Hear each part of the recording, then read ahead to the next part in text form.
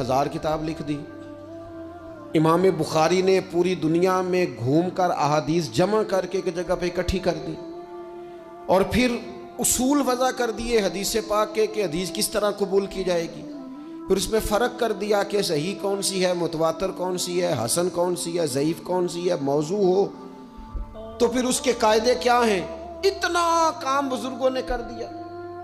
जद्दोजहद थी ज़िंदगी में, मुसलसल ड्यूटी करते थे। जब मुसलसल काम करते हैं ना, नबी पाक सल्लल्लाहु ताला अलैहि वसल्लम ने फरमाया जो आदमी मेहनत करे, कोशिश करे और शाम को थक के सो जाए, अल्लाह उसके पिछले गुनाहों को माफ़ फरमा देगा। तो चलते रहें, जद्दोजहद करें, हिम्मत करें, कोशिश करें। कभी कभी यूं होता है कि इंसान समझता है कि मैंने कोशिश तो की थी, लेकिन यार ये मेरे कोशिश करने से कोई नतीजा नहीं निकला।